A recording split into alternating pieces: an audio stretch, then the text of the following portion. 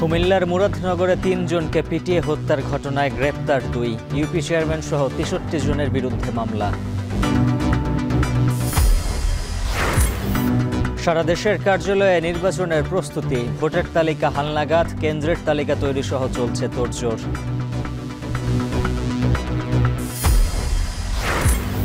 আগামীতে যে কোনো ফ্যাসিবাদের বিরুদ্ধে কঠোর প্রতিরোধ গড়ে তোলা হবে, কুমিল্লায় পথসভায় জামায়াত আমির।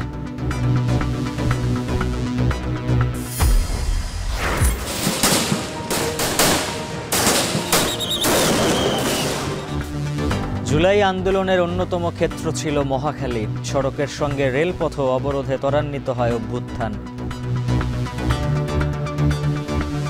এখানে আমার পাশে যুবলীগ না ছাত্রলীগ না কে, কার সাথে কি অস্ত্র আছে আমরা জানি না।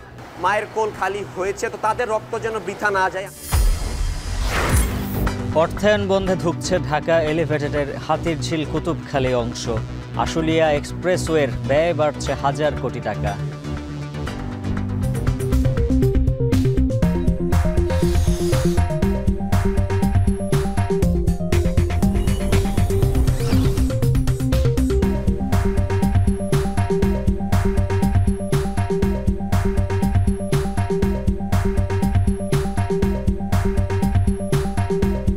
স্বাগত। এখন ঢাকায় পুরো আয়োজনের সঙ্গে আছে আমি উজ্জ্বল হাফিজ।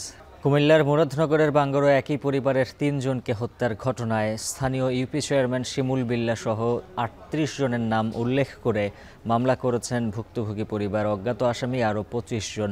সকালে নিহত রুবি আক্তারের মেয়ে রিক্তা বাদী হয়ে বাঙ্গরা থানায় মামলা করেন। মামলার আকুবপুর ইউনিয়ন পরিষদের চেয়ারম্যান শিমুল বিল্লাহ সহ ৩৮ জনের নাম উল্লেখ করা হয়। অজ্ঞাত আসামি করা হয় আরও ২৫ জনকে। গেল বৃহস্পতিবার সকালে মোবাইল চুরির ঘটনাকে কেন্দ্র করে নিহত রুবি আক্তারের সঙ্গে ইউপি সদস্য বাচ্চুর বাকবিতণ্ডা হয়। এরপর উত্তেজিত জনতা রুবি আক্তারের বাড়ি ভাঙচুর করে। এ সময় মা রুবি আক্তার, তার ছেলে রাসেল ও মেয়ে জোনাকিকে পিটিয়ে ও কুপিয়ে হত্যা করা হয়। এই ঘটনার পর এলাকায় থমথমে অবস্থা বিরাজ করছে। ত্রয়োদশ জাতীয় নির্বাচনের প্রস্তুতি নিতে শুরু করেছে সারা দেশের নির্বাচন কার্যালয়। ভোট কেন্দ্রের তালিকা তৈরি, নিরাপত্তা ব্যবস্থা ও অবকাঠামোগত সংস্কারের তালিকা তৈরি সহ চলছে নানা তোড়জোড়। চট্টগ্রামে ২৭৭টি ভোট কেন্দ্র মেরামতে বরাদ্দ চেয়ে চিঠি পেয়েছে মন্ত্রণালয়। এছাড়াও একই সঙ্গে চলছে নির্বাচনী এলাকার সীমানা নির্ধারণ, ভোটার তালিকা হালনাগাদ সহ নানা প্রস্তুতি। আরও জানাচ্ছেন শোয়েব রহমান। সম্প্রতি লন্ডনে প্রধান উপদেষ্টা ডক্টর মোহাম্মদ ইউনুস ও বিএনপির ভারপ্রাপ্ত চেয়ারম্যান তারেক রহমানের বৈঠকের পর থেকেই দেশে বইতে শুরু করেছে নির্বাচনী হাওয়া। ফেব্রুয়ারিতে ভোটের সম্ভাব্য সময় ধরে নিয়ে ঢাকার পাশাপাশি নির্বাচনী উত্তাপের আঁচ লেগেছে দেশের তৃণমূল নির্বাচন কমিশনগুলোতেও। শুরু হয়েছে ভোট আয়োজনের তোড়জোড়, চলছে প্রস্তুতি। এরই মধ্যে নির্বাচন কেন্দ্র পরিদর্শন, অবকাঠামো পরিস্থিতি, কেন্দ্রের নিরাপত্তা ব্যবস্থা সহ নানা বিষয়ে প্রতিবেদন তৈরি করেছে জেলা নির্বাচন কমিশন। একই সঙ্গে চলছে রাজনৈতিক দলের নিবন্ধন, নির্বাচনী এলাকার সীমানা নির্ধারণ, ভোটার তালিকা হালনাগাদ কার্যক্রম। চট্টগ্রামে গুরুত্ব পাচ্ছে ভোট কেন্দ্র সংস্কারের কাজ। এরই মধ্যে চট্টগ্রাম আঞ্চলিক নির্বাচন কার্যালয় থেকে ২৭৭টি ভোট কেন্দ্রের তালিকা প্রণয়ন করা হয়েছে, যেগুলো জরুরি ভিত্তিতে সংস্কার প্রয়োজন। এসব কেন্দ্রের কোনোটির সীমানা প্রাচীর নির্মাণ, কোনোটির দরজা জানালা সহ নানা ধরনের অবকাঠামোগত মেরামত প্রয়োজন জানিয়ে চিঠি দেওয়া হয়েছে জাতীয় নির্বাচন কমিশনকে। নির্বাচন কমিশনের নির্দেশনার প্রেক্ষিতে আমরা সম্ভাব্য ঝুঁকিপূর্ণ বা আপনার মেরামতযোগ্য এই কেন্দ্রগুলোকে আমরা একটা তালিকা প্রেরণ করেছি এবং আমি যতটুকু জানতে পারছি সেটা আমাদের কর্তৃপক্ষ, সেটা যারা বিভিন্ন ডিপার্টমেন্ট আছে তাদেরকে সেই তালিকাটা দিয়েছে যাতে প্রয়োজনীয় মেরামতের ব্যবস্থা গ্রহণ করেন। জেলা নির্বাচন কমিশন বলছে, নিয়ম অনুযায়ী ব্যবস্থা নিতে সংশ্লিষ্ট দপ্তরগুলোতে চিঠি পাঠানো হয়েছে। একই সঙ্গে অর্থ বরাদ্দ চেয়ে করা হয়েছে আবেদনও। তবে এখনও এ সংক্রান্ত কোনো নির্দেশনা পায়নি শিক্ষা প্রতিষ্ঠানগুলো। বেশিরভাগই ভোট কেন্দ্র প্রাইমারি স্কুলে হয়, আর প্রাইমারি স্কুলের কাজগুলো কিন্তু দেখে এলজিডি। তো আমাদের যে সমস্ত মাধ্যমিক বিদ্যালয়ে যে সমস্ত ভোট কেন্দ্রগুলো হবে ওইগুলোর প্রাক্কলন করে ঢাকায় প্রেরণ করা হয়েছে। ভোট কেন্দ্র সংস্কারের জন্য আসলে বেশি সময় লাগে না, ওইখানে তো আর মেজর মেরামত হয় না। নির্বাচন উপলক্ষে এখন আমাদের কাছে কোনো প্রজ্ঞাপন বা গেজেটেড কোনো বা ওখান থেকে কোনো আমাদের ইনফরমেশন চাওয়া বা আমাদেরকে দেয়া এরকম এখনো হয় নাই। তবে আশা করতেছি শর্টলি হয়তো পাবো। আর আমাদের যে প্রতিষ্ঠান যাতে নিজস্ব গতিতে যে সংস্কারগুলো সেটা করবে, আর যদি কিছু অতিরিক্ত সংস্কার প্রয়োজন হলে আমরা কর্তৃপক্ষের সাথে যোগাযোগ করে যেভাবে করা প্রয়োজন সেভাবে করব। এবার ভোট পদ্ধতিতে আসতে পারে বড় পরিবর্তন, যা নিয়ে ভাবছে কমিশন কর্মকর্তারা। আগে সিটি কর্পোরেশন ও জাতীয় নির্বাচনে ইভিএম প্রাধান্য পেলেও এবার ভোট হতে পারে শুধু ব্যালটে। এজন্য ব্যালট পেপার, সিল, ব্যালট বাক্সের পরিমাণেও আসতে পারে পরিবর্তন। কমিশন যখন যে নির্দেশনা দেবে আমরা সেই নির্দেশনা অনুযায়ী কাজ করছি। যেমন এখন আমরা ভোটার তালিকা নিয়ে এবং ভোট কেন্দ্র নিয়ে কাজ করছি। বিভিন্ন মিডিয়া মাধ্যমে ভোটারদেরকে আমরা কিভাবে ভোট প্রদান করবে কিংবা তাদের বিভিন্ন বিষয়ে আমরা ভোটার এডুকেশনের মাধ্যমে আমরা অবহিত করব। কমিশন কর্মকর্তারা জানান, চট্টগ্রামের 16টি আসনে নতুন ভোটার অন্তর্ভুক্তির কাজ অনেকটাই অগ্রগতি হয়েছে। গেল দ্বাদশ জাতীয় নির্বাচনে চট্টগ্রামের 16 আসনে ভোটার ছিল 65,15,000 আর ভোট কেন্দ্র ছিল 2020টি। শোয়েব রহমান, এখন চট্টগ্রাম। জামায়াত ইসলামের আমির ডাক্তার শফিকুর রহমান বলেছেন, নতুন পুরাতন বুঝি না, আগামীতে যে কোনো ফ্যাসিবাদের বিরুদ্ধে কঠোর প্রতিরোধ গড়ে তুলতে হবে। যে যুবকরা রক্ত দিয়ে নতুন বাংলাদেশ রেখে গেছেন সেই রক্তের সাথে বেইমানি করতে দেব না। সকালে কুমিল্লার পদুয়ার বাজার বিশ্ব রোড এলাকায় পথসভায় তিনি এসব কথা বলেন। দেশের রাজনীতির আকাশে কালো মেঘের আনাগোনা চলছে বলেও মন্তব্য করে জামায়াতের আমির আরও বলেন, মেঘ যত ঘন হোক সূর্যকে আটকে রাখতে পারবে না। ন্যায়নীতি এবং কোরআনের আইনের ভিত্তিতে নতুন সূর্য উঠবেই। এজন্য লড়াইয়ের জন্য সবাইকে প্রস্তুত থাকার আহ্বান জানান ডাক্তার শফিকুর রহমান। পথসভায় দলটির কেন্দ্রীয় ও স্থানীয় নেতাকর্মীরা উপস্থিত ছিলেন।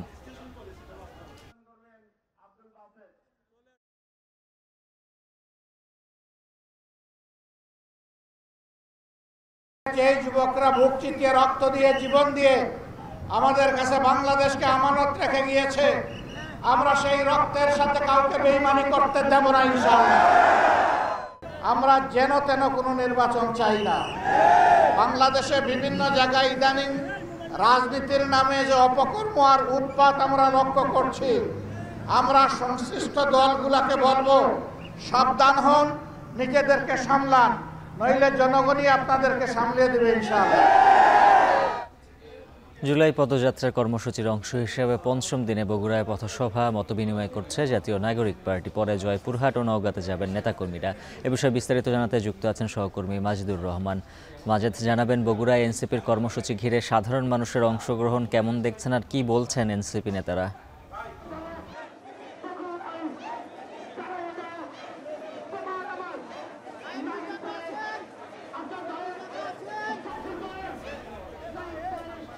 উজ্জ্বল, আপনাকে বলে রাখি যে কিছুক্ষণ আগে যে পদযাত্রা, সে পদযাত্রাটা কিন্তু শুরু হয়ে গেছে এবং এই পদযাত্রা থেকে সাতমাথা পর্যন্ত যে রাস্তা, সেই রাস্তা কিন্তু তারা মিছিল করে যাচ্ছেন এবং এখানে কেন্দ্রীয় নেতৃবৃন্দ যারা তারা সবাই রয়েছেন, সার্জিস হাসনাত, আবদুল্লাহ সহ যারা আক্তার সাহেব সহ সবাই কিন্তু তারা এই পদযাত্রায় অংশ নিচ্ছেন এবং এখানে বেশ বগুড়াতে যে শোডাউনটা সেটা কিন্তু বেশ ভালোভাবে চলছে এবং এর আগে শহীদ মুক্তিযোদ্ধাদের পরিবারের সাথে তারা হোটেলে যে মত বিনিময় সেটি কিন্তু করেছেন এবং এই পদযাত্রায় এখানে যে আহ্বায়ক, সে আহ্বায়ক কিন্তু তারা এখানে হাত নেড়ে সবাইকে সমর্থন জানাচ্ছেন এবং তাদেরকে এখানে উৎসাহ দিচ্ছেন। আর দুই পাশেই কিন্তু এখানে প্রচুর নেতাকর্মী এখানে রয়েছে এনসিপির, তারা কিন্তু তাদেরকে স্বাগত জানিয়েছেন বগুড়াতে এবং এই স্বাগতর মধ্য দিয়েই কিন্তু তারা এখন যে সাতমাথায় যে জায়গাটিতে পথসভা হবে সেখানেই কিন্তু তারা এই পথসভায় অংশ নেবেন এবং সেখানে তারা বক্তব্য রাখবেন। আর এই বগুড়াতে যেভাবে তারা এখানে এখানে কিন্তু যে জায়গাটি এখানে ঠনঠনিয়া বাস স্ট্যান্ড এলাকায় তারা কিছুটা যাত্রা বিরতি করেছেন এবং তারা কিন্তু এখানে ফুলের মালা দিচ্ছেন। যে অন্যান্য নেতাকর্মীরা যারা আছেন এখানে তারা কিন্তু ফুলের মালা দিয়ে তাদেরকে স্বাগত জানাচ্ছেন এবং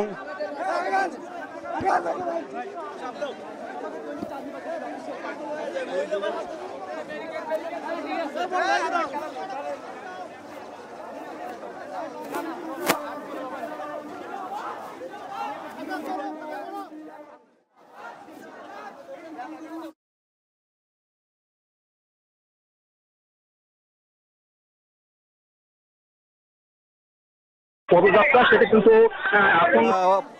সেটা কিন্তু এখন সামনের দিকে এগোচ্ছে। এখানে সাত মাথা আর একটু পরে সাত মাথা, সেই সাত মাথায় কিন্তু পদযাত্রা যায়। এখানে একটি মুক্ত মঞ্চ আছে, সেই মুক্ত মঞ্চে যায় কিন্তু শেষ হবে। এবং এখানে যে জেলা যে 12টি উপজেলা, সেই 12টি উপজেলা থেকে কিন্তু নেতাকর্মীরা এখানে এসেছেন, তারা যোগ দিয়েছেন। আজকের যে পথসভা সেইটিতে তারা যে রাষ্ট্র সংস্কার, এখানে বিচার ব্যবস্থা, সংবিধান প্রণয়ন সহ যে দাবিগুলো রয়েছে তাদের সব দাবিগুলোই কিন্তু এখানে তারা উপস্থাপন করছেন এবং জনগণের মাধ্যমে ছড়িয়ে দিচ্ছেন।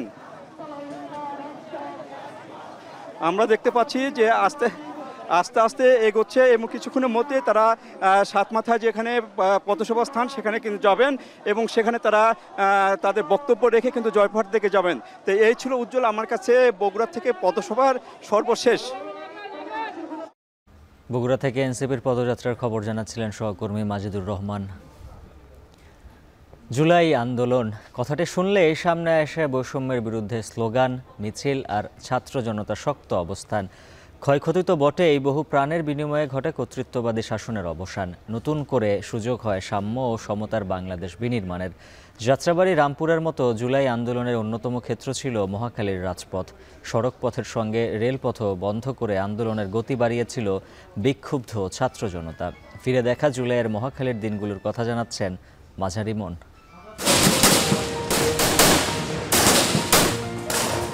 দীর্ঘ দুঃশাসনে চাপা জনক্ষোভ আর মননে রক্তক্ষরণের সমাপ্তির মাস জুলাই আগস্ট।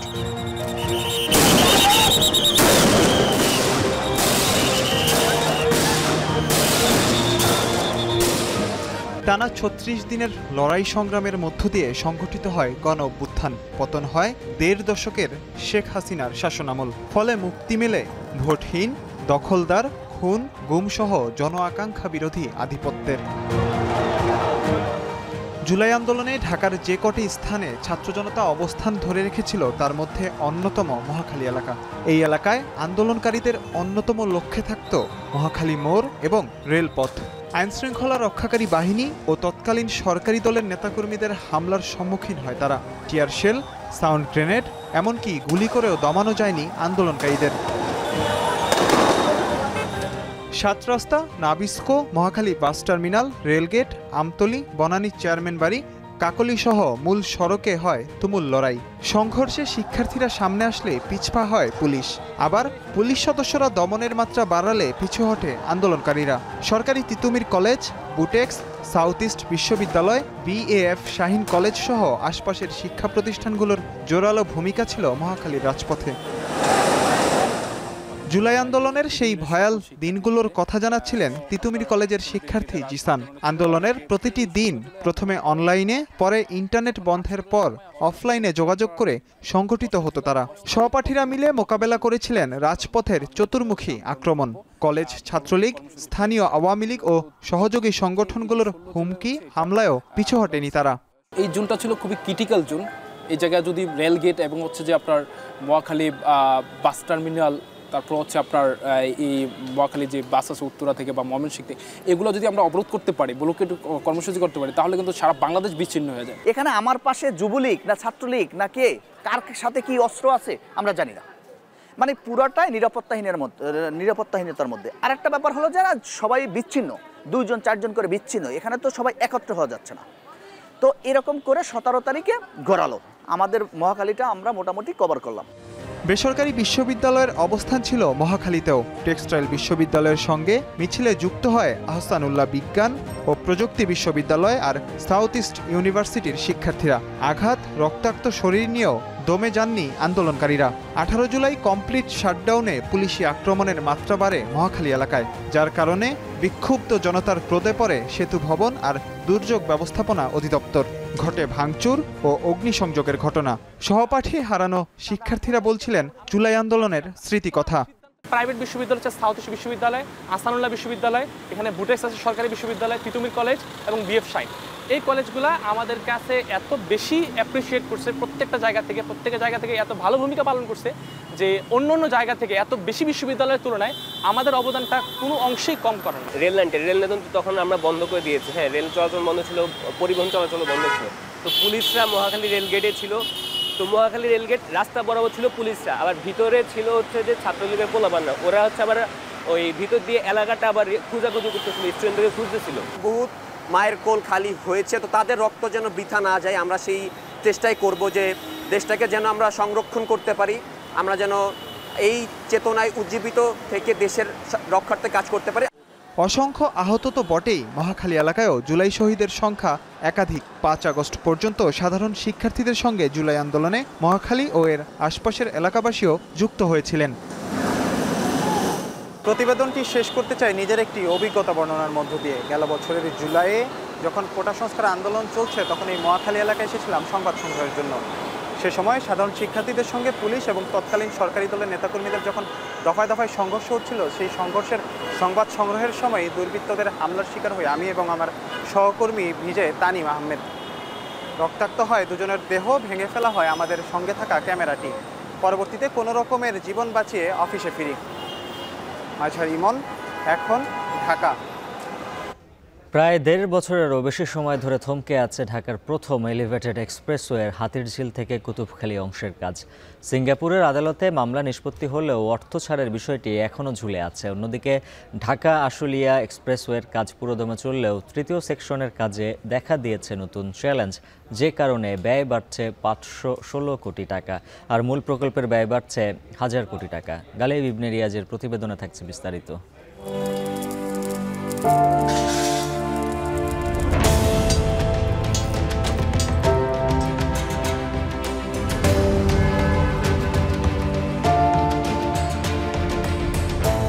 সারিবদ্ধ এই পিলারগুলো ঢাকার যানের চাকার গতিকে রুদ্ধ করে রাখারই যেন প্রতিচ্ছবি। মগবাজার থেকে মালিবাগের দিকে রেল লাইনের ওপর প্রায় 2 বছরের বেশি সময় ধরে এভাবেই স্থবির হয়ে আছে ঢাকার প্রথম এলিভেটেড এক্সপ্রেসওয়ের শেষ অংশের কাজ।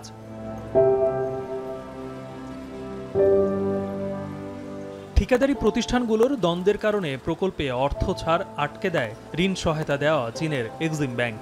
সিঙ্গাপুরের আদালতে মামলার নিষ্পত্তি হলেও অর্থ ছাড়ের জট দ্রুত খুলবে এমন নিশ্চয়তা দিতে পারছে না কেউ।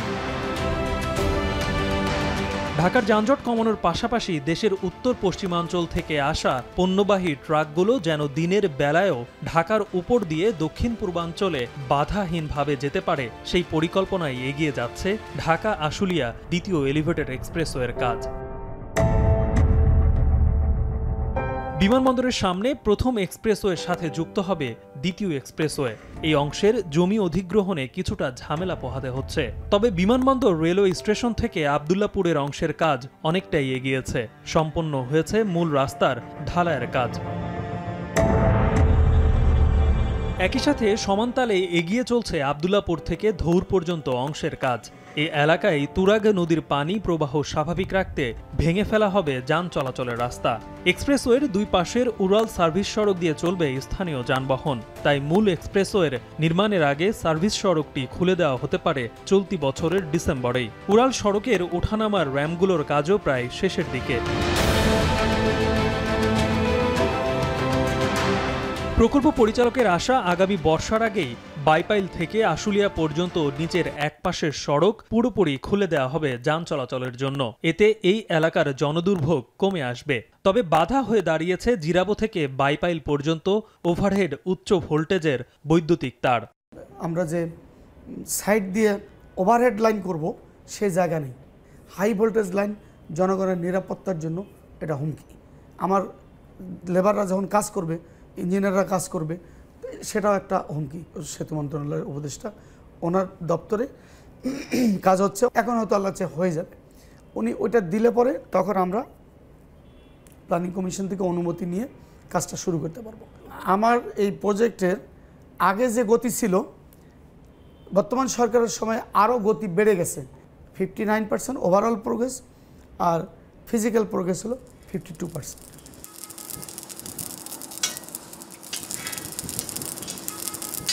তবে সব সংকট কাটিয়ে জোরে সোরে চলছে বাইপাইল থেকে ইপিজেড পর্যন্ত কাজ। উপরের বড় অংশের ঢালাইয়ের কাজও শেষের দিকে। যোগাযোগ বিশেষজ্ঞরা বলছেন প্রায় ৪৪ কিলোমিটার পুরো এই এক্সপ্রেসওয়ের নির্মাণ কাজের বড় বাধা সমন্বয়। একটা অংশের কাজ চলমান আছে ঢাকা আশুলিয়া যেটা, বাট অন্য অংশটা ঢাকা এলিভেটেড এক্সপ্রেসে কিছু অংশ সম্পন্ন হয়ে বাকি অংশটুকু কিন্তু বন্ধ হয়ে আছে। যদি আমরা সমন্বিতভাবে দুটো এলিভেটেড এক্সপ্রেসের কাজ চলমান রাখা না যায় তাহলে দেখা যাবে আমরা যেই উদ্দেশ্যটা নিয়ে যানজট কমানো সেটাতে ব্যাহত হতে পারে। শুধু তাই না, ঢাকা এলিভেটেড এক্সপ্রেসওয়ে সামনের যে অংশটুকু রয়েছে তার জন্য চ্যালেঞ্জ কিন্তু অনেক, কারণ এখানে ইউটিলিটি লাইন যেমন সরাতে হবে, তারপরে এটা চলে যাবে কিন্তু এই দক্ষিণ সিটির মতো একটা জনবহুল ঘনবসতিপূর্ণ একটা এলাকার ভিতর দিয়ে। ১৭,০০০ কোটি টাকার এই প্রকল্পের সংশোধিত প্রকল্পে বাড়ানো হয়েছে অর্থ বরাদ্দ। ডলারের দাম আর নির্মাণ ব্যয় বাড়ায় বাড়তে পারে ১,০০০ কোটি টাকা। ২০২৭ সালের ডিসেম্বরে ঢাকা আশুলিয়া এক্সপ্রেসওয়ের কাজ শেষ হওয়ার কথা। এখন পর্যন্ত অগ্রগতি প্রায় ৬০%। একদিকে যখন ঢাকার প্রথম এক্সপ্রেসওয়ের অর্ধেকাংশের কাজ প্রায় থমকে রয়েছে, অন্যদিকে এই ঢাকা আশুলিয়া এক্সপ্রেসওয়ের নির্মাণ কাজের অগ্রগতি আশাব্যঞ্জক হলেও ঠিক সময়ে শেষ হবে কিনা তা নিয়ে রয়েছে শঙ্কা। তাই যোগাযোগ বিশেষজ্ঞরা বলছেন যতদিন পর্যন্ত দেশের উত্তর পশ্চিমাঞ্চল থেকে আসা যানবাহনগুলো এই পুরো এক্সপ্রেসওয়ে ব্যবহার করতে না পারবে, ততদিন পর্যন্ত এই এক্সপ্রেসওয়ের সুফল পাওয়া তো সম্ভবই না। ঢাকার অভ্যন্তরীণ যে যানজট সেটিও দূর হবে না। ঢাকার প্রথম এক্সপ্রেসওয়ের যেই অংশের কাজ থেমে রয়েছে তা দ্রুত শুরু করে শেষ করার তাগিদ দিচ্ছেন তারা। গালিব ইবনে রিয়াজ, এখন, আশুলিয়া, ঢাকা। সিলেটের পাথর কোয়ারি খুলে দেয়া সহ ৫ দাবিতে ৪৮ ঘন্টার পণ্য পরিবহন ধর্মঘট পালন করছেন জেলা ট্রাক, পিকআপ ও কাভার্ড ভ্যান শ্রমিকরা। এতে বন্ধ রয়েছে সিলেটে পণ্য পরিবহন। বিস্তারিত জানাতে যুক্ত আছেন সহকর্মী গুলজার আহমেদ। গুলজার, জানাবেন ধর্মঘটের কারণে পণ্য পরিবহনে কতটা প্রভাব পড়েছে আর সমস্যা সমাধানের বিষয়ে সংশ্লিষ্টরা কি বলছেন, তাদের দাবির বিষয়ে বিস্তারিত আর কি তথ্য রয়েছে? দেখুন, আজকে আসলে যে ৪৮ ঘন্টার পণ্য পরিবহন ধর্মঘট শুরু হয়েছে যা এখনও চলমান। বিশেষ করে এই কর্মসূচির কারণে সাধারণত বাণিজ্যে একটা স্থবিরতা নেমে এসেছে, বিশেষ করে স্থানীয় বাজারে। অর্থাৎ সিলেটের যে কালীঘাট সহ অন্যান্য যে পাইকারি বাজারগুলো আছে সেখানে সাধারণত জেলা এমনকি বিভাগের অন্যান্য জেলা এবং উপজেলার ব্যবসায়ীরা সকাল থেকে আসলে পণ্য পরিবহনে ব্যস্ত থাকেন। আজকে এই পণ্য পরিবহন ধর্মঘট থাকায় তারা কিন্তু বিপাকে পড়েছেন। এতে গিয়ে আসলে পুরো অঞ্চলের অর্থাৎ সিলেটের জেলাসহ বিভাগের অন্যান্য অঞ্চল যেগুলো ক্ষুদ্র ব্যবসায়ী বা মাঝারি ব্যবসায়ী যারা আছেন, যারা পাইকারি বাজার থেকে পণ্য নিয়ে খুচরা বাজারে সেটি সরবরাহ করেন, সেক্ষেত্রে তারা বাধা বিপত্তির মুখে পড়েছেন। আমরা অনেক ব্যবসায়ীর সাথে কথা বলছিলাম, তারা বলছেন যে সকাল থেকে এখানে এসে তাদের মোটামুটি যে পণ্যগুলো নেয়ার কথা সেগুলো কিনে নিলেও শুধুমাত্র পণ্য পরিবহন ব্যবস্থা বন্ধ থাকার কারণে তারা কিন্তু বিপাকে পড়েছেন। এতে গিয়ে তাদের যে কর্মঘণ্টা নষ্ট হচ্ছে, পাশাপাশি হচ্ছে যে আর্থিক ক্ষতিটাই তারা বেশি বলছেন যে বিকেলের মধ্যেই সাধারণত সিলেটের যে কালীঘাট পাইকারি বাজার থেকে বা অন্যান্য বাজার থেকে পণ্যগুলো স্থানীয় বাজারে চলে যায়, সেখানে এখন তারা যেতে পারছেন না। এতে গিয়ে তারা যে সংকটের মুখোমুখি হয়েছেন তার দ্রুততার সহিত আসলে সমাধান চান।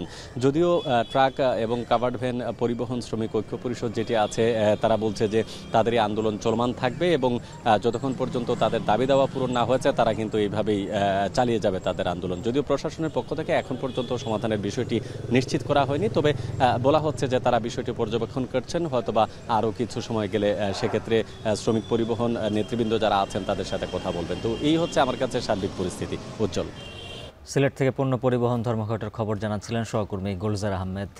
সৌদি আরব থেকে ৩৮৭ জন হজযাত্রী নিয়ে আসা ফ্লাইটের যান্ত্রিক ত্রুটি সারিয়ে রানওয়ে থেকে সরিয়ে নেওয়া হয়েছে। সকাল ৯:৩০টায় BG-138 বিমানটি সফলভাবে ল্যান্ড করার পর রানওয়ে 23 প্রান্তে গিয়ে আটকা পড়ে। তবে এতে যাত্রীদের কোনো ক্ষতি হয়নি বলে জানিয়েছে বিমানবন্দর কর্তৃপক্ষ। তারা বলছে বিমানটিতে থাকা সব যাত্রীকেই নিরাপদে সরিয়ে আনা হয়েছে। বিমানবন্দর কর্মকর্তারা জানান, মদিনা থেকে আসা এই ফ্লাইটে সবাই ছিলেন হজযাত্রী। যান্ত্রিক ত্রুটির কবলে পড়লে দ্রুত বিমানটিকে রানওয়ে থেকে সরিয়ে নিতে কাজ শুরু করে কর্মীরা। প্রায় 2 ঘন্টা পর সকাল 11:30টার দিকে এপ্রন এরিয়ায় আনা হয়। অনাকাঙ্ক্ষিত এ ঘটনায় চট্টগ্রাম বিমানবন্দরের রানওয়ে প্রায় 2 ঘন্টা বন্ধ ছিল। পরে পরিস্থিতি স্বাভাবিক হয়। রাজধানী ঢাকাকে পরিষ্কার পরিচ্ছন্ন রাখতে সিটি কর্পোরেশনের পাশাপাশি নগরবাসীকেও সচেতন হতে হবে বলে জানিয়েছেন স্থানীয় সরকার বিভাগের সচিব মোহাম্মদ রেজাউল মাকসুদ জিহাদি। সকালে রাজধানীর পুরান ঢাকায় বিশেষ পরিচ্ছন্নতা মশক নিধন অভিযানে একথা বলেন তিনি। বলেন, শহরকে আবর্জনা মুক্ত করতে এ ধরনের অভিযান প্রতিনিয়ত চালানো হবে। এছাড়া নগরবাসীকে ডেঙ্গুর প্রকোপ থেকে বাঁচাতে যারা যার বাসায় আঙিনা ও আশেপাশের যেন পানি না জমে সেদিকে লক্ষ্য রাখার আহ্বান জানান ঢাকা দক্ষিণ সিটির প্রশাসক মোহাম্মদ শাহজাহান মিয়া। পরিচ্ছন্নতা কর্মীদের কাজ নজরদারি করতে একটি মনিটরিং টিমও গঠন করা হয়েছে বলেও জানান তিনি। আমরা ঢাকা শহরের বিভিন্ন জায়গায় অভিযান পরিচালনা করেছি। ইতিমধ্যে ঢাকা ধানমন্ডিতে আমরা অভিযান করেছি, পুরান ঢাকা আরেকটি অভিযান পরিচালনা করেছি। এটা অব্যাহতভাবে চলবে, শুধু 10টা জুনে নয়, প্রয়োজন অনুসারে আমরা প্রতিনিয়তই অভিযান পরিচালনা করব, যাতে করে আমাদের ডেঙ্গু প্রতিরোধ সহ আমাদের জীবনযাত্রার মান যেন ভালো হয়। আমরা আমাদের মশক কর্মীরা যাতে যথাসময় উপস্থিত থেকে মশার ঔষধ বিতরণ করে সেই বিষয়টা আমরা নিশ্চিত করার জন্য আমরা মনিটরিং টিমকে দায়িত্ব দিয়েছি। আমরা মোবাইল কোর্ট প্রস্তুত রেখেছি এবং তারা ইতিমধ্যেই তাদের কার্যক্রম শুরু করেছে, যেন যে সমস্ত নির্মাণাধীন বাড়ি আছে সেই বাড়ির কোথাও যেন পানি জমে না থাকে। এক মাস টানা বৃষ্টির পর আকস্মিক বন্যায় বিপর্যস্ত যুক্তরাষ্ট্রের টেক্সাস অঙ্গরাজ্য। শুধু কার কাউন্টি থেকে উদ্ধার করা হচ্ছে 24 জনের মরদেহ। বাড়তে পারে প্রাণহানি বলছে স্থানীয় প্রশাসন। এছাড়া গ্রীষ্মকালীন ক্যাম্পে বেড়াতে এসে বন্যার কারণে এখনও নিখোঁজ 20 জনেরও বেশি শিশু। অপ্রত্যাশিতভাবে পানি বাড়তে থাকায় ব্যাহত হচ্ছে উদ্ধার অভিযান। আরও জানাচ্ছেন সতীর্থ কর্মকার। এক রাতের ভারী বৃষ্টিতে পাল্টে গেছে যুক্তরাষ্ট্রের টেক্সাস অঙ্গরাজ্যের গুয়াডালিপে নদীর গতি প্রকৃতি। গেল এক মাস ধরে টানা বৃষ্টি হলেও স্থানীয় সময় বৃহস্পতিবার রাতভর বর্ষণে বিপদসীমা অতিক্রম করে লোকালয়ে ঢুকে পড়েছে বন্যার পানি। সবচেয়ে বিপাকে পড়েছেন কার কাউন্টির 50,000-এরও বেশি বাসিন্দা। আকস্মিক বন্যা কবলিত এই কার কাউন্টিতে গেল রাতে 10 ইঞ্চি পর্যন্ত বৃষ্টিপাত রেকর্ড করেছে আবহাওয়া দপ্তর। এখনও পর্যন্ত যতজনের মরদেহ উদ্ধার করা হয়েছে তারা প্রত্যেকেই কার কাউন্টির বাসিন্দা ছিলেন বলে নিশ্চিত করেছে টেক্সাস শেরিফ ডিপার্টমেন্ট। এছাড়াও কার কাউন্টির একটি রিভারসাইডে ক্যাম্প করতে আসা বেশ কয়েকজন কন্যা শিশুর হদিশ মিলছে না বলে জানিয়েছে টেক্সাস কর্তৃপক্ষ। গ্রীষ্মকালীন ক্যাম্প মিস্টিকে অংশ নেয়া এই শিশুদের উদ্ধারে অভিযান চালাচ্ছে ওয়াইল্ড লাইফ ডিপার্টমেন্টের ওয়ার্ডেন সহ রেঞ্জার্সদের কয়েকটি দল। এছাড়াও বন্যা কবলিত অঞ্চল থেকে সরিয়ে নেওয়া হয়েছে 250-র বেশি স্থানীয় বাসিন্দাকে। যেসব এলাকার পানি বিপদসীমার ওপর দিয়ে বইছে সেখানে উচ্চ ক্ষমতা সম্পন্ন সামরিক যানের সহায়তায় চলছে উদ্ধার অভিযান। মার্কিন আবহাওয়া দপ্তর আরও বলছে, বৃহস্পতিবার দক্ষিণ ও মধ্য টেক্সাসের বেশ কিছু এলাকায় 4 থেকে সর্বোচ্চ 15 ইঞ্চি পর্যন্ত বৃষ্টিপাত রেকর্ড করা হয়েছে। এর জেরে একই সঙ্গে বেশ কয়েকটি এলাকায় আকস্মিক বন্যা পরিস্থিতি সৃষ্টি হয়, যার ফলে গোটা রাজ্যে আপৎকালীন জরুরি অবস্থা জারি করেছেন Texas governor Greg Abbott. We're going to make sure we get information to families as quickly as we possibly can. But most importantly, we will stop at nothing to ensure that every asset and person and plane and whatever is needed is going to be involved in the process of rescuing every last person. I want to tell y'all that we will be working around the clock 24/7 till every person is found. What I can confirm at this point, we're at about 24 fatalities. We're not going to be giving any names out at this time. We're still notifying next of kin. বাতিল করা হয়েছে স্বাধীনতা দিবসের বিশেষ আয়োজনও। হতাহতদের প্রতি সমবেদনা জানিয়ে এই ঘটনায় গভীর শোক ও উদ্বেগ জানিয়েছেন মার্কিন প্রেসিডেন্ট ডোনাল্ড ট্রাম্প। আশ্বাস দিয়েছেন ফেডারেল সহায়তারও। এছাড়া স্থানীয় সময় শুক্রবার টেক্সাসের বেশ কয়েকটি অঞ্চলে ঝড়ের পূর্বাভাস দিচ্ছে আবহাওয়া অফিস। তাদের আশঙ্কা, অব্যাহত ভারী বৃষ্টির পাশাপাশি ঝড় আঘাত হানলে ব্যাহত হতে পারে উদ্ধার অভিযান। সতীর্থ কর্মকার, এখন বিশ্ব। তৃতীয় দিনেও নিয়ন্ত্রণে আসেনি গ্রিসের দাবানল। কোরপি অঞ্চল থেকে সরিয়ে নেওয়া হয়েছে প্রায় 800 বাসিন্দাকে। এছাড়া দেশটির দক্ষিণে ক্রিট অঞ্চলে কয়েকশো একর বনভূমিতে পুড়ে গেছে অসংখ্য জলপাই বাগান।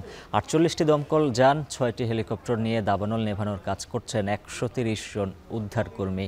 শুষ্ক আবহাওয়ার পাশাপাশি তীব্র বাতাস থাকায় বাড়ছে শঙ্কা। স্থানীয় দমকল বিভাগ বলছে, এরই মধ্যে যেসব অঞ্চলে আগুন নিয়ন্ত্রণে আনা হয়েছে সেখানে আবারও বাড়তে পারে দাবানলের তীব্রতা। এদিকে টানা 7 দিন পর তুরস্ক সক্রিয় 9টি দাবানলের মধ্যে 6টির নিয়ন্ত্রণে আনা সম্ভব হয়েছে বলে নিশ্চিত করেছে বার্তা সংস্থা রয়টার্স। এক সপ্তাহের এই বিপর্যয়ে ঘর ছাড়া হয়েছেন অন্তত কয়েক হাজার বাসিন্দা, যদিও শুক্রবারের পর বাড়েনি হতাহতের সংখ্যা। গাজায় 60 দিনের যুদ্ধবিরতি প্রস্তাবে ইতিবাচক জবাব দিয়েছে হামাস। যুক্তরাষ্ট্র সমর্থিত প্রস্তাবটি নিয়ে আলোচনার জন্য সম্পূর্ণরূপে প্রস্তুত বলে জানিয়েছে সংগঠনটি। আগামী সপ্তাহের মধ্যে এই যুদ্ধবিরতি চুক্তির বিষয়ে আশাবাদী ডোনাল্ড ট্রাম্প। যুদ্ধবিরতির আলোচনার মধ্যেই হামলার তীব্রতা বাড়িয়েছে ইসরায়েল। শুক্রবার দিনভর হামলায় গাজায় প্রাণ হারিয়েছেন 138 জন ফিলিস্তিনি। বিপরীতে হামাসের হামলায় নিহত হয়েছেন 2 ইসরায়েলি সেনা। আরও জানাচ্ছেন নাফিয়া আরমান মনন। যুক্তরাষ্ট্র সমর্থিত গাজা যুদ্ধবিরতি প্রস্তাবে ইসরায়েলের সম্মতি মেলে গেল সপ্তাহেই। অপেক্ষা ছিল হামাসের জবাবের। এবার সাময়িক যুদ্ধবিরতি প্রস্তাবে ইতিবাচক জবাব দিয়েছে হামাস। প্রস্তাবটি নিয়ে আলোচনার জন্য সম্পূর্ণরূপে প্রস্তুত বলে জানিয়েছে সংগঠনটি। এমন পরিস্থিতিতে আগামী সপ্তাহে যুদ্ধবিরতি চুক্তি হতে পারে বলে দাবি করেছেন Donald Trump.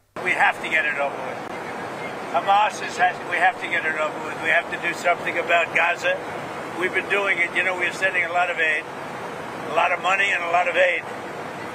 Otherwise, you have people in big trouble. But yeah, I think it's been very positive. প্রস্তাবিত চুক্তি অনুযায়ী 60 দিনের যুদ্ধবিরতিতে 10 জীবিত জিম্মিকে মুক্তি দেবে হামাস। ফিরিয়ে দেয়া হবে 18 জিম্মির মরদেহ। বিপরীতে সামরিক আগ্রাসন বন্ধ করবে ইসরায়েল। পাশাপাশি উপত্যকায় ত্রাণ সরবরাহে তুলে নেওয়া হবে বিধিনিষেধ। তবে সাময়িক যুদ্ধবিরতিতে ইসরায়েলের প্রতিশ্রুতি রক্ষার বিষয়টির নিশ্চয়তা এখনও দেননি মার্কিন প্রেসিডেন্ট। ফিলিস্তিনের আরেক সংগঠন ইসলামিক জিহাদ যুদ্ধবিরতির আলোচনাকে সমর্থন করলেও স্থায়ী যুদ্ধবিরতির নিশ্চয়তার দাবি জানিয়েছে। হামাসের জবাব গ্রহণ করে এখন পর্যালোচনা করা হচ্ছে বলে জানিয়েছে ইসরায়েল। যুদ্ধবিরতির সম্ভাবনা যতই জোরালো হচ্ছে, গাজায় আগ্রাসন ততটাই তীব্র করছে ইসরায়েল। শুক্রবার দিনভর আইডিএফের হামলায় উপত্যকায় প্রাণ হারিয়েছেন শতাধিক ফিলিস্তিনি, আহত 450-র বেশি মানুষ। গাজার 65% বেশি এলাকা এখন আইডিএফের দখলে। বিপরীতে এদিনই উপত্যকায় হামাসের হামলায় নিহত হয়েছেন 2 ইসরায়েলি সেনা। যুদ্ধ শুরুর পর সেনা নিহতের সংখ্যা ছাড়িয়েছে 850। এদিকে গাজায় যুদ্ধবিরতির কথা পুনর্ব্যক্ত করেছেন ফ্রান্স ও মালয়েশিয়ার সরকার প্রধান। আহ্বান জানানো হয়েছে স্থায়ী যুদ্ধবিরতির। Le rapprochement entre nos économies, la stratégie de diversification qui est la nôtre, est à cet égard essentiel. Je pense au projet qui a été signé dans le secteur des minerais critiques. We have condemned the continued bombings and atrocities inflicted upon civilians, women and children, and it's a shame that the international community is not able to resolve this. So your initiative is much supported by us. এদিকে যে কোনো আগ্রাসন মোকাবেলায় প্রস্তুত থাকার কথা জানিয়েছে Houthi বিদ্রোহী গোষ্ঠী। শুক্রবার ফিলিস্তিনের সমর্থনে সানায় অনুষ্ঠিত হয় র্যালি, যেখান থেকে কোনোভাবেই ফিলিস্তিনিদের হাত ছেড়ে দেয়া হবে না বলে জানান ইয়েমেনিরা।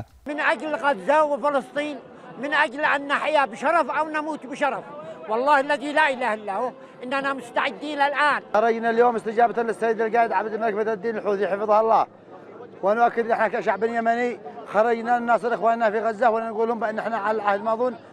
যুদ্ধবিরতির শর্ত ভেঙে লেবাননে ফের হামলা চালিয়েছে ইসরায়েল। শুক্রবার দক্ষিণ লেবাননে হামলায় হিজবুল্লাহর এক কমান্ডারকে হত্যার দাবি করেছে আইডিএফ। তবে আত্মসমর্পণ করা হবে না বলে ঘোষণা দিয়েছেন হিজবুল্লাহ প্রধান নাইম কাশেম। নাফিয়া আরমান মনন, এখন বিশ্ব। হুট করে এই অভিবাসন নীতিতে আরও কড়াকড়ি আরোপ করল যুক্তরাজ্য। বন্ধ হচ্ছে কেয়ার ভিসা, এছাড়া বাড়ানো হয়েছে অভিবাসী কর্মীদের বেতন সীমা আর শিক্ষাগত যোগ্যতাও। নতুন অভিবাসন আইন কার্যকর হলে বাংলাদেশ থেকে কর্মী যাওয়া বন্ধের সংখ্যা বিশেষজ্ঞদের। যুক্তরাজ্য থেকে শরীফুল ইসলাম চৌধুরীর প্রতিবেদন। যুক্তরাজ্যে অভিবাসন এখন এক অনিশ্চয়তার নাম। রাজনৈতিক চাপে আবারও অভিবাসন আইনে বড়সড় পরিবর্তনের ঘোষণা দিয়েছে কিয়ার স্টারমার সরকার। কেয়ার ভিসায় গেল কয়েক বছরে দেশটিতে এসেছেন 1,20,000-এরও বেশি কর্মী। তবে প্রতারণা ও দুর্নীতির কারণে বন্ধ হয়ে গেছে 2 শতাধিক কেয়ার প্রতিষ্ঠান। অনেকে কাজ না পেয়ে মানবেতর জীবনযাপন করছেন। 22 তারিখ কিন্তু কাট অফ পয়েন্ট। তো 22 তারিখে আগে যারা আসবে বা যারা এখানে অবস্থান করছেন তারা কিন্তু আগের আইনেই সেটা চলবে, তারা কিন্তু নিয়ম মতো সেটা চালিয়ে যেতে পারবেন। তাদের যে আগের যে পুরনো আইন, সেই পুরনো আইনে আমরা লিগ্যাল ল্যাঙ্গুয়েজে যেটা হচ্ছে ট্রানজিশনাল পিরিয়ডের যে বেনিফিট সেইটা পাবেন। 1 জুলাই যুক্তরাজ্যের পার্লামেন্টে ঘোষিত নতুন নিয়মে দক্ষ কর্মী নিয়োগে বাৎসরিক বেতন বৃদ্ধি এবং স্কিল ওয়ার্কার ভিসার ক্ষেত্রে শিক্ষাগত যোগ্যতা এ লেভেল থেকে ডিগ্রি সমমানে উত্তীর্ণ সহ বেশ কিছু কড়াকড়ি এনেছে সরকার। ডিগ্রি কোয়ালিফিকেশন এইটাতে একটু ভাববার বিষয়। আর যারা দেশের ভিতরে যারা অবস্থান করছেন তাদের কোনো চিন্তার কারণ নেই, তারা আগের রানেই থাকবেন। এইটাই হচ্ছে বর্তমান যে চেঞ্জ আগামী 22 তারিখ থেকে হবে। ব্রিটিশ বাংলাদেশিদের মূল ব্যবসা বলা চলে রেস্তোরাঁ ব্যবসাকে। গেল এক যুগেরও বেশি সময় ধরে কর্মী সংকটে ভুগছে এই শিল্প। সংশ্লিষ্টরা বলছেন, স্কিল ওয়ার্কারদের বেতন বৃদ্ধির কারণে সংকটে পড়েছে বাংলাদেশি ব্যবসা প্রতিষ্ঠানগুলো। প্রভাব কিছুটা তো অবশ্যই পড়বে আমাদের বাংলাদেশ অথবা ভারত থেকে যারা স্কিল্ড শেফ আছে তাদের আসার ক্ষেত্রে। আমাদের যারা ইন্ডাস্ট্রি লিডার আছেন অথবা বিভিন্ন ধরনের জব সেক্টরে যারা কাজ করেন তাদের গভর্নমেন্টের উপর চাপ সৃষ্টি করা, যাতে এই থ্রেশহোল্ডটা আবার কমিয়ে আনা হয়। আগেও কিন্তু আমাদের ইন্ডাস্ট্রি লিডাররা চাপ দেওয়ার কারণে কিন্তু এটা গভর্নমেন্ট শুনেছে কথা। সরকারি তথ্য অনুযায়ী 2023 সালে যুক্তরাজ্যের 9,06,000 নেট অভিবাসী সরকারকে চাপে ফেলে। কড়াকড়ি আরোপের ফলে 2024-এ তা কমে আসে 4,31,000-এ। নতুন নিয়মে স্টুডেন্ট ও ওয়ার্ক ভিসা সীমিত হওয়ায় অভিবাসন আরও কমতে পারে বলে আশঙ্কা সংশ্লিষ্টদের। চলতি বছরের লক্ষ্য এ সংখ্যা 2.5 লাখে নামিয়ে আনা। শরীফুল ইসলাম চৌধুরী, এখন লন্ডন। এফসি এশিয়ান কাপ বাছাই সি গ্রুপে নিজেদের তৃতীয় শেষ ম্যাচে তুর্কমেনিস্তানের মুখোমুখি হবে বাংলাদেশের মেয়েরা। এরই মধ্যে নিজেদের লক্ষ্য অর্জিত হলেও শতভাগ সাফল্য নিয়ে বাছাই পর্ব শেষ করতে চায় বাংলাদেশ। একই সঙ্গে আগামী বিশ্বকাপে নজর দিচ্ছেন অধিনায়ক। মিয়ানমারের ইয়াঙ্গুনে ম্যাচ শুরু হবে বাংলাদেশ সময় সন্ধে 6:30টায়। আরও জানাচ্ছেন ওয়াসিউল হক পান্থ। বাছাই পর্ব খেলা দলগুলোর মধ্যে প্রথম দল হিসেবে এশিয়ার শ্রেষ্ঠত্বের মঞ্চ নিশ্চিত করেছে বাংলাদেশ নারী ফুটবল দল। প্রথমবারের মতো মূল পর্বে জায়গা করে আফিদা ঋতুপর্ণা লিখেছেন দেশের ফুটবলের নতুন ইতিহাস গড়েও বাঁধনহারা উদযাপনে মেয়েরা মাতানি বটে। তবে অধিনায়ক আফিদা খন্দকার প্রান্তির কণ্ঠে ঠিকই মিলল উচ্ছ্বাসের ছোঁয়া। আনন্দটা এটা বলে বোঝানোর মতো না, এত আনন্দ। এটা হচ্ছে বাংলাদেশের ইতিহাসে নারীদের মধ্যে প্রথম এটাই যে হচ্ছে বাংলাদেশ মহিলা ফুটবল দল এশিয়া কাপে হচ্ছে কোয়ালিফাই করছে। তো এটাতে খুবই আনন্দের। আমরা হচ্ছে গর্ব করতেছি যে দেশের মানুষ আমাদেরকে এত সাপোর্ট করছে, এটার জন্য তো খুবই ভালো লাগতেছে। প্রাথমিক লক্ষ্য তো পূরণ হয়েছে, কাপ্তানের কণ্ঠে স্বপ্নটা আরও বিস্তৃত। মার্চের এশিয়ান কাপে শীর্ষ 6 থেকে ব্রাজিলের চোখ আফিদার। দলকে তো আমি দেখতে চাই বিশ্বকাপের মঞ্চে। আমাদের সামনে যেহেতু এই সুযোগটা আসতেছে, আমরা অবশ্যই এই সুযোগটা কাজে লাগানোর চেষ্টা করব। ঐতিহাসিক অর্জনের পর এখনো উদযাপন করেনি দল। মিয়ানমারে বাছাই পর্বে শেষ ম্যাচে লাল সবুজদের প্রতিপক্ষ তুর্কমেনিস্তান। গ্রুপের দুর্বলতম দলকে নিয়েও যথেষ্ট মনোযোগী মেয়েরা। 3-3 করেই আফিদারা করবেন চূড়ান্ত উদযাপন। ম্যাচের ব্যাপারে আমাদের মেয়েরা খুবই সিরিয়াস এবং ফোকাস, এবং আমরা যারা টেকনিক্যালি স্টাফ আছি আমরাও তাদেরকে প্রতিনিয়তই বলতেছি আমাদের টুর্নামেন্ট এখনো শেষ হয়নি, আর আমরা যেহেতু উদযাপনটা এখনো করিনি, ইনশাআল্লাহ জয় দিয়েই টুর্নামেন্ট শেষ করে আমরা উদযাপনটা করতে চাই। অপরাজিত থেকেই আসর শেষ করলে র্যাঙ্কিংয়ে বড় লাভ দিয়েই উন্নতির সম্ভাবনা আছে টাইগ্রেসদের। ওয়াসিউল হক পান্থ, এখন। কলম্বোর প্রমাদাসায় আজ ঘুরে দাঁড়ানোর লড়াই। বাংলাদেশের সিরিজ বাঁচাতে হলে আজ জিততেই হবে। এই কঠিন পরীক্ষায় থাকছেন না প্রধান কোচ ফিল সিমন্স। বাংলাদেশ সময় দুপুর 3টায় শুরু হবে ম্যাচটি। একাদশেও আসতে পারে পরিবর্তন। মুস্তাফিজুর রহমান প্রথম ম্যাচে চোটের জন্য নিজের বোলিং কোটা পূরণ করতে পারেননি। আজকের ম্যাচে তাকে পাওয়া নিয়েও রয়েছে শঙ্কা। যদিও দলীয় সূত্রের খবর তিনি খেলার জন্য ফিট রয়েছেন, তবে একাদশ থেকে বাদ পড়তে পারেন লিটন দাস। মেহেদী হাসান মিরাজের দলে প্রবেশ করতে পারেন একজন ব্যাটার। সেই নামটা হতে পারে শামীম হোসেন পাটোয়ারির, যাকে ব্যাট হাতে ফিনিশার আর পার্ট টাইম বোলার হিসেবেও দেখা যেতে পারে দলে। টপ অর্ডারে বদল না এলেও মিডল অর্ডারের ব্যাটিং লাইন আপে আসতে পারে অদল বদল। মিরাজ জাকের আলীকে খেলানো হতে পারে উপরের দিকে। তাওহিদ হৃদয় নামতে পারেন 5 নম্বরে। এখন ঢাকা শেষ করার আগে শিরোনামগুলো জানিয়ে দিচ্ছে আরও একবার। কুমিল্লার মুরাদনগরে 3 জনকে পিটিয়ে হত্যার ঘটনায় গ্রেপ্তার 2। ইউপি চেয়ারম্যান সহ 63 জনের বিরুদ্ধে মামলা। সারা দেশের কার্যালয়ে নির্বাচনের প্রস্তুতি। ভোটার তালিকা হালনাগাদ, কেন্দ্রের তালিকা তৈরি সহ চলছে তোড়জোড়।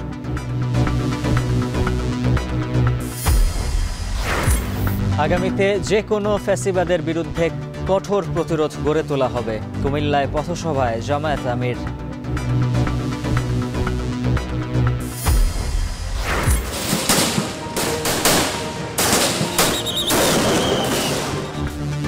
জুলাই আন্দোলনের অন্যতম ক্ষেত্র ছিল মহাখালী। সড়কের সঙ্গে রেলপথও অবরোধে ত্বরান্বিত হয় অভ্যুত্থান। এখানে আমার পাশে যুবলীগ না ছাত্রলীগ না কে, কার সাথে কি অস্ত্র আছে আমরা জানি না। মায়ের কোল খালি হয়েছে, তো তাদের রক্ত যেন বৃথা না যায়। অর্থায়ন বন্ধে ঢুকছে ঢাকা এলিভেটেডের হাতিরঝিল কুতুবখালী অংশ। আশুলিয়া এক্সপ্রেসওয়ের ব্যয় বাড়ছে 1000 কোটি টাকা।